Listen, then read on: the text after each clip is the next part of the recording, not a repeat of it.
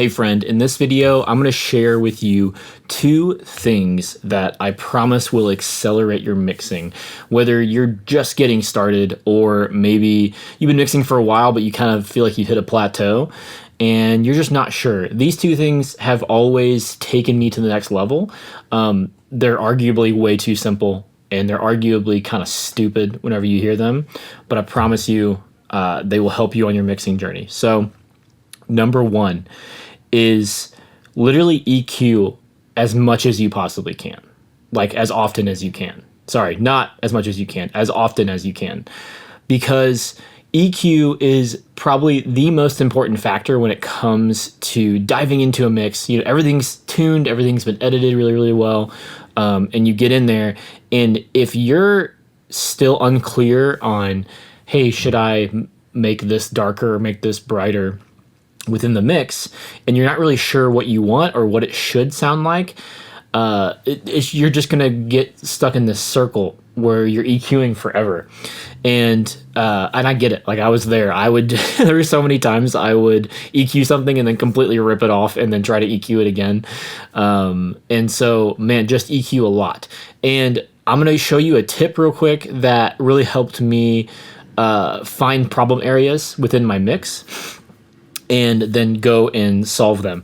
So let's just dive into that real quick. So here I have a song from that I mixed for Mario Malik. It's called Book of Daniel, and I'll put a link in the below if you guys want to go watch and listen to the whole song. But they sent me a reference. You can see down here. It is OU Praise by Chandler Moore and Elevation Worship. And so I'm not going to play that because I'll get a copyright strike probably, but I can play Mario's song since I did work on it. And so I'm just going to show you guys the chorus here real quick.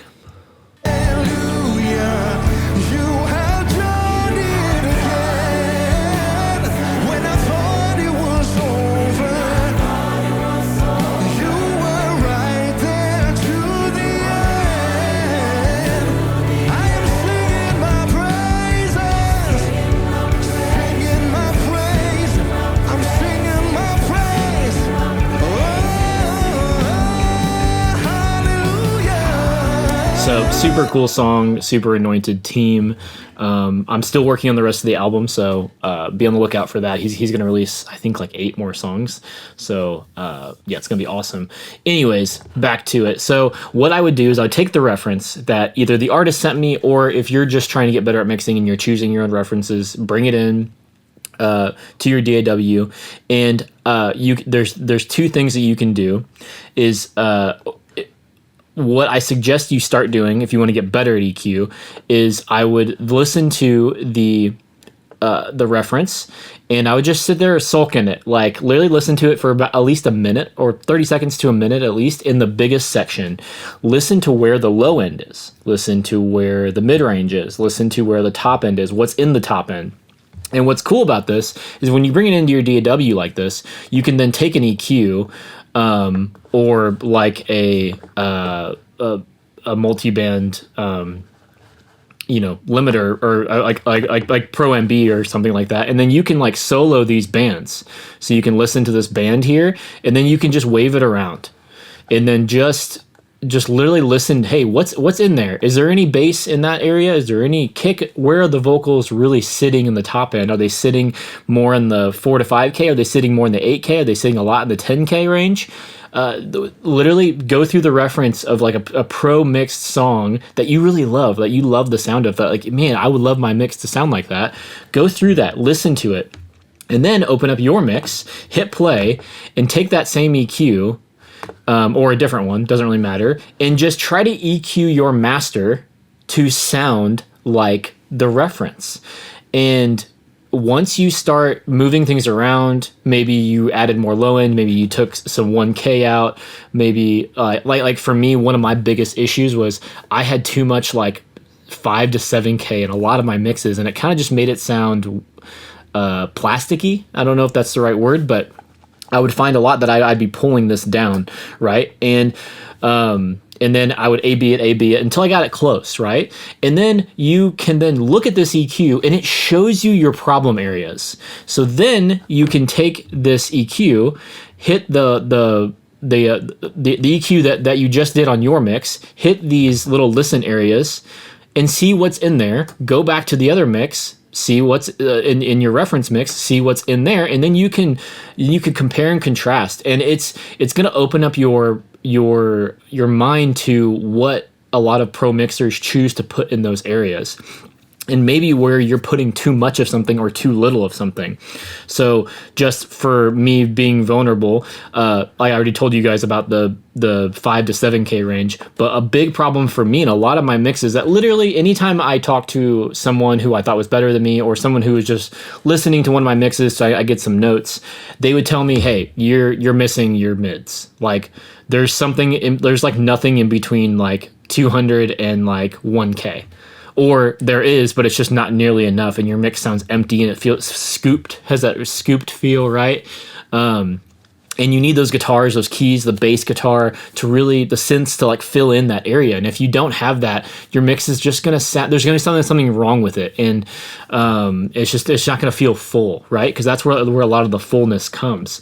And so literally doing that EQ trick and referencing that back and forth will dramatically change the way you EQ, and it'll start to reprogram your brain when you're listening to a song to be like, okay, there's too much vocal in the 1K range. I need to pull some of that out. There's too much bass guitar in 50 hertz, and it's combating with the kick, and I don't even know if I need 50 hertz for the bass. Stuff like that. Because like even now, let me show you guys this. You will see that a lot of the, I need to get rid of that. A lot of the power that comes from the bass guitar in this song is, and the kick is actually around the 75 hertz range and not as much as the 50 to 40 hertz. So let me show you that.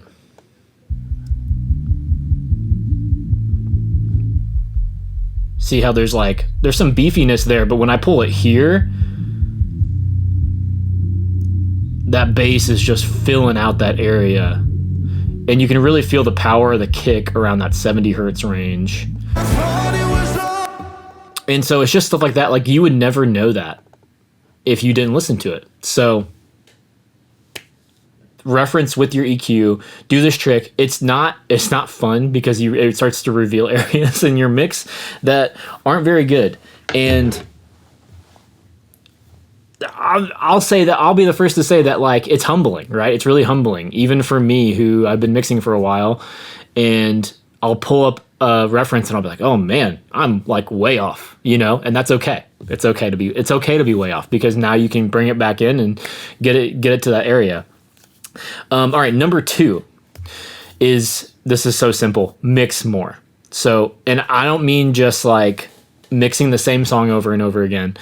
I mean different songs. There are so many like free multi-tracks. I will link to a couple of free multi-tracks down below. They are live worship recordings so that you guys can practice and get better at mixing. They are from some of my other videos, so maybe you've already downloaded them. If so, sorry, I'll release more at some point. But if you're new, download those. They're absolutely free, no charge. And just mix more. But I don't only mean mix in the studio, like mix like this. Mix it at front of house. I think I got like faster at mixing because I mixed at front of house for, live stuff. And I mix at least, live stuff, I would say 3 to 5 times a month. Whether it's a paid gig or whether it's at my church or whether I am doing like a training day for like a tech team for a church here locally or somewhere else in the United States. And if you guys want something like that, send me a message. Just go to my website, I guess. But yeah, just mix more. So the more you do something, the better you get at it. And it's literally like, I would say if you're watching this, you probably play an instrument, right? Or maybe you're learning an instrument.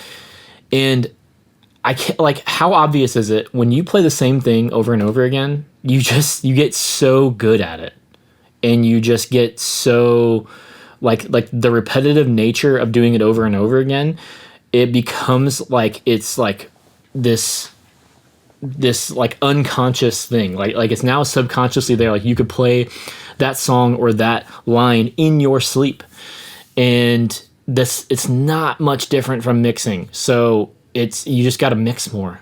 I think a lot of times people don't realize how long they haven't been mixing, how long they haven't been EQing a lot of things for their music, and that they're like, oh, I just want to get better. Man, you just need to put more time into it.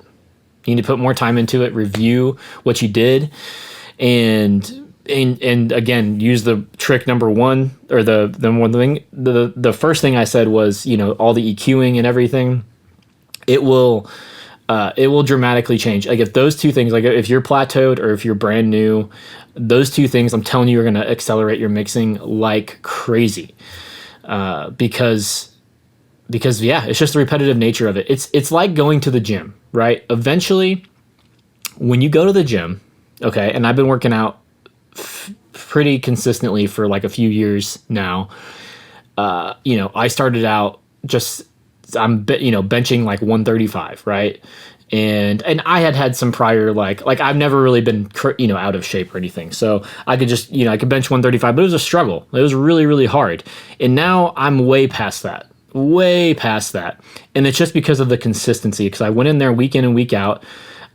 Once I learned how to do something, I tried to do a little bit more, and a little bit more, and a little bit more.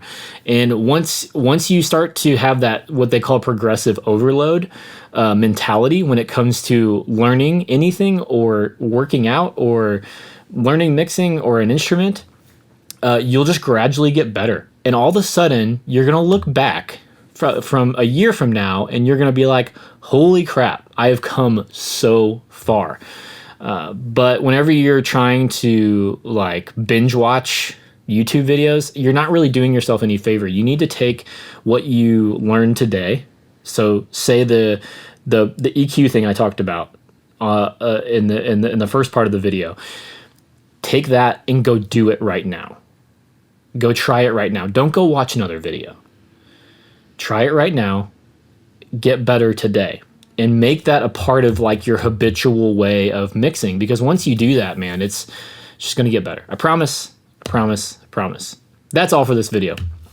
And I can't thank you enough for joining me. If you guys like this type of content, please subscribe.